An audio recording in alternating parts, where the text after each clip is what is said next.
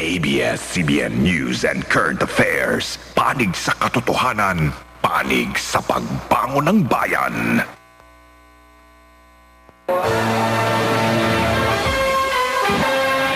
Sa ulo ng mga nagbabagang balita, mga kapamilya nating OFW nagsimula ng bumoto. Ilang OFW sa Hong Kong at sa London may reklamo sa sistema ng overseas absentee voting. Senador Manny Villar, inamon si Senador Noynoy Aquino na diretsahang sagutin ang issue na may diferensyo mano siya sa pag-iisip. Awayan ng mga partidong liberal at nasyonalista, pabor daw sa kampo ni dating Paulo Estrada. Pagsama ng mga bata sa kampanya at commercial ng mga kandidato, ipinahihinto na ng DSWD. Korea National, natagpuang patay sa loob ng kotse sa Quezon City. At mga susunod sa yapak nina Kim at Gerald bilang Pinoy Big Brother teen housemates. Papasok na ngayong gabi sa bahay ni Kuya.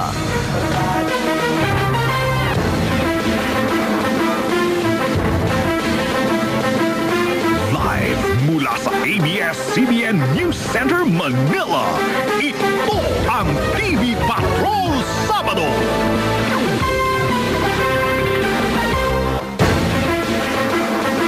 Magandang gabi Pilipinas, kami ang mga patrol ng Pilipino. Nagbabalita at naglilingkod sa inyo saan man sa mundo.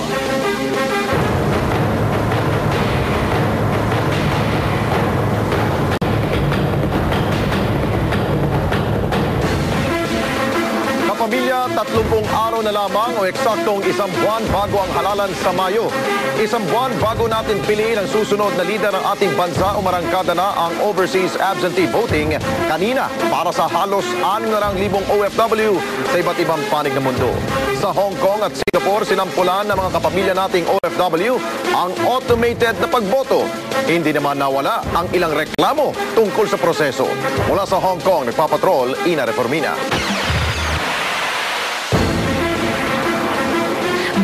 Bukas ang mga voting precinct, nakaantabay ng ilang Pinoy sa labas ng Bayanihan Center. Dito na sila nag-almusal ng tsampurado. Bago mag-alas 8, isa-isang inihanda ng election inspectors ang mga balota at election paraphernalia. Sa loob, binasbasan muna ng mga pari ang 20 clustered precincts. Pagkatapos ng initialization o pagbubukas ng PCOS machines, unang nakaboto ang OFW na si Rowena de la Cruz. Madali naman siya, tingin ko, para sa akin. Kasi nakapag-practice ako before. Pero hindi kasing swerte ni Rowena ang Pinoy radio announcer sa Hong Kong na si Michael Vincent. Hindi niya mahanap ang pangalan sa voters list. My name wasn't there. We checked on the computer, we checked on the manual manifesto. Umabot na po ako sa listahan ng seafarer. Baka mamaya nalagay doon and wala pa rin. No? Aminado ang konsulado, kakaunti pa lang ang botante sa araw na ito. Malamang na mahigit sa 600 ang makakaboto rito sa Hong Kong sa araw na ito na hindi pa day off. May ilan pa ring hindi na kontento at naghayag ng mga reklamo patungkol sa sistema ng automation. Kahit weekend, magpapatuloy ang botohan dito sa Hong Kong. Kada alas 6 na gabi, isa-shutdown ang PCOS machine ang hindi binibilang ang boto. Nakaprogram daw ito na hindi mamamanipula. Ang makina at ang ballot box mananatili sa silid habang nasa custody room naman at ikakandado ang mga balota na imamonitor ng CCTV camera. Ina Reformina, Patrol ng Pilipino, Hong Kong. Samantala, nagsimula na rin ang pagboto ng mga kapamilya nating OFW sa ibang panig ng mundo. Pero kung sa Hong Kong at Singapore automated na ang sistema, mano-mano pa rin sa higit 70 embahada at konsulada ng Pilipinas. Sa Dubai, United Arab Emirates, kabilang sa pinakaunang bumoto ang 63 taong gulang na OFW na si Hilarion Carrion. Hindi naman makita ng ilang botante ang kanilang pangalan sa voters list. Mahigit 47,000 ang rehistradong botante dyan po sa UAE. Sa United Kingdom naman mga kapamilya, postal voting ang proseso. Ipinadadala at ibinabalik ang balota sa embahada sa pamamagitan ng koreo. Ang problema lang, may mga balota na hindi nakararating dahil mali ang address ng OFW. Mula sa London, nagpapatrol Europe Bureau Correspondent Rose Eclarinala. Mahigit 300 balota ang di pa nakukuha ng mga absentee voters sa embahada.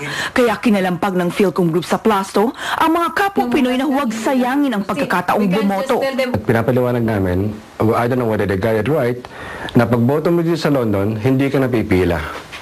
Maybe they haven't got the time because everybody's working in the UK. Sa atin dito, trabaho talaga. Pero yung mga Pilipino, hindi na nare-realize na it's gonna be a postal vote. They only have to register. Nanawagan na rin sila na maghanda ang mga grupong nais magbantay sa bilangan. We request them to be present to witness the counting, especially the counting. Hindi naman sa ibig na nandadaya, but then at least feel free ba tayo mag-isip na okay yung resulta kasi we were there. Sinikap din ang website sa London na onefilipinovote.org na tulungan ng mga OFW sa pagpili ng kandidato.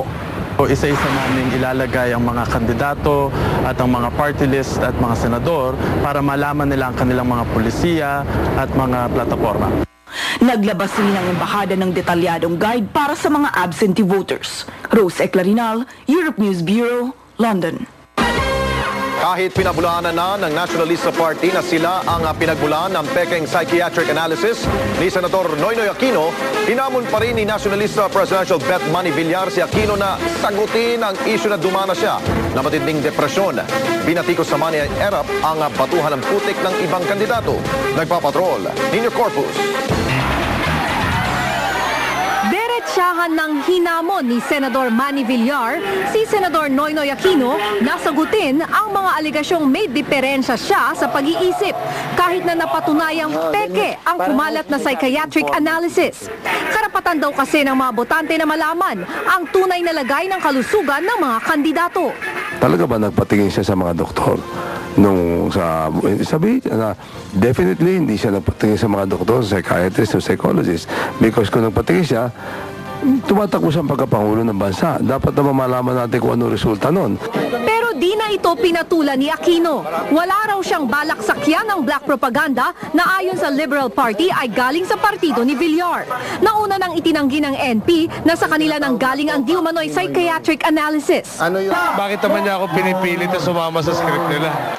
Kay dating Pangulong Estrada, below the belt na ang pinakahuling atake sa katunggali niyang si Senator Noynoy Aquino. Personalan na raw ang pagpapakalat ng propaganda at kung magpapatuloy ang ganitong uri ng batuhan ng putik sa pagitan ni Aquino at Villar, baka magulat na lang daw ang lahat at maungusan na sila ni Estrada.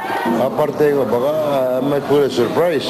Giit ng ilang analyst, three-cornered fight na ang labanan ni Aquino, Villar at Estrada. Isang buwan na lang bago mag-eleksyon at marami pa raw pwedeng mangyari. Marami rin daw ang mga undecided voter na patuloy na nagmamatsyag at pwede ring magdikta kung kanino mapupunta ang tagumpay. Nina Corpus, Patrol ng Pilipino. Nadagdagan pa ang listahan ng mga opisyal ng Lakas Kampi CMD na kumalas na sa partido at binawi ang suporta kay Presidential Bet Gilbert Chodoro. Ang partido Lakas Kampi CMD naman, minamadali na umano ang pamamahagi ng tulong pinansyal sa mga lokal na kandidato para maabatan ang talunan sa ibang partido. Exclusive nagpapatrol, RG Cruz. Nilaglag na rin ni Jesus Tepoco Jr. na patalsik na Camarines Norte Governor ang partidong Lakas Kampi CMD at ang kandidato nito sa pagkapangulo na si Gilberto Teodoro. Iniwanan kami rito na pinabayaan kami rito ng Lakas. So, nag-decide ang buong grupo. Marami para maglilipat bakod ayon kay Camarines Sur Governor El Rey Villafuerte. Palagay ko antena lang nyo, hindi lang dito sa Bicol. Ako ang chairman ng League of Governors sa buong Pilipinas. Marami kami nakausap. Itong mga susunod na araw, maglilipatan yan. Ginit naman ni Lakas Secretary General Ray Roquero, minamadali na nila ang pamamahagi ng tulong sa mga kandidato kaya walang dahilan para iwan si Chodoro. Pero hindi naman lahat tumatalon kaagad. Si Buluan Vice Mayor Ismael Mangudadatu na kandidato ng Lakas sa Maguindanao tuloy ang suporta sa partido. Support, moral support, ready naman tayo dyan Kahit na wala, okay lang. Para kay Lakas Cordillera President Congressman Mauricio Dumogan, mas mahalaga ang palabra de honor kaysa pera. RG Cruz, Patrol ng Pilipino. At susunod, DSWD pinahihinto na ang paggamit ng mga bata sa kampanya at political ads. At Korea National natagpo ang patay sa loob ng kotse sa Quezon City sa pagbabalik ng PV Patrol Sabado.